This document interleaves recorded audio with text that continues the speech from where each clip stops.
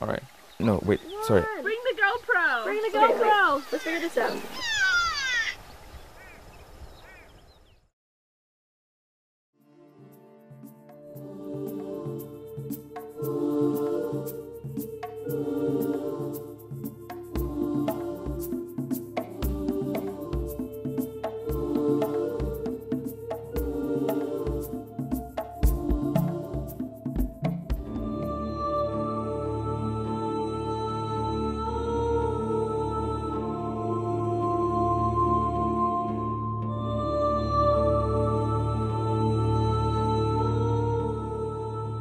I've been working with elephants for 3 years now, and I can recognize Jeda from over 100 meters away.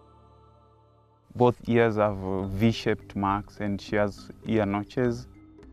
And she has very good tusks. Even if you look at the tusks, they're so beautiful.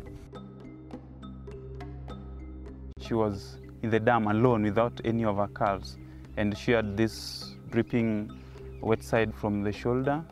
And I realized that she was injured, so I called in the veterinary, and we realized that actually she had 3 bullets on her side.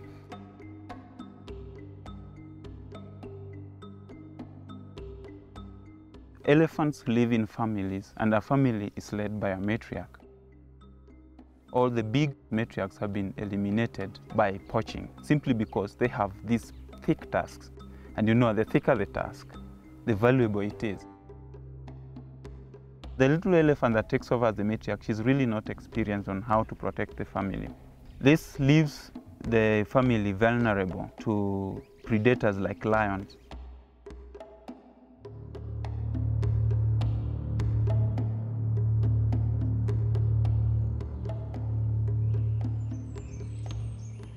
This is our mega herbivore exclusion plot. We'll compare the ecological dynamics out here in what we call the control plot with what's happening in here, where elephants are excluded. Elephants are kind of this keystone node in the interaction web, and if you remove them, then you're really changing the entire fabric of the web. The savanna would close in a lot. You'd have a lot lower visibility, you'd have a lot more trees and a lot less grass. This acacia mellifera is really nasty. It has these short, recurved thorns that catch onto you like a fish hook. There are stories of sheep actually getting caught in this plant and dying because they can't free themselves and they overheat and dehydrate. Historically, ranchers and other landowners have seen elephants as a threat because they raid crops and they can threaten humans. But in various ways, elephants may be doing things that actually benefit landowners. This is the seedling of the Sodom apple. And this is an invasive plant that is toxic to humans and toxic to cattle, but elephants love it, they eat it up. If you're raising cattle and other livestock for a living, you don't want your pasture covered in nasty plants like this. You want all this nice green grass.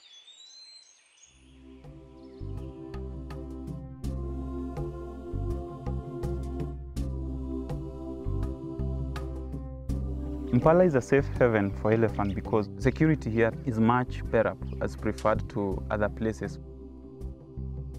Poaching rates are very high in surrounding areas, so when elephants come into Mpala, we measure their stress levels by looking at their reaction index. The reaction index, we code them into 4.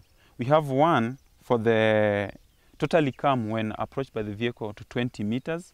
Then number 2 is initially skittish to the vehicle approach. Number 3 is frightened and avoiding vehicle. And then number 4 is terrified and running. So you see, like if you have elephants and most of the time they are in reaction index 3 and 4, that tells you there's a problem. We're trying to develop a catalog, both online and on our database. We also collaborate with the people in the community. When there's a dead elephant, they make a call to us and tell us that there's a carcass here, and we rush there and see.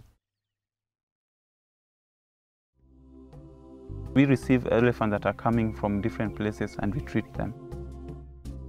We treated Jeda. She's okay now. She's back with the family, raising her young ones, raising her daughters, raising her granddaughter at the moment. I named the granddaughter Katie.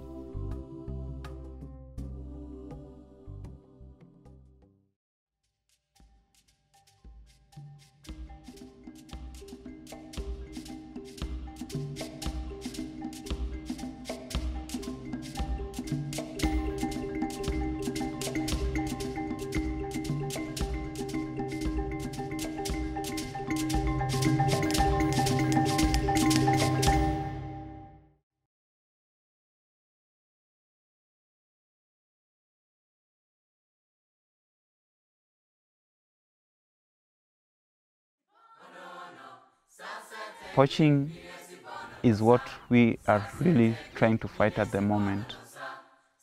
Education, you know, takes a while.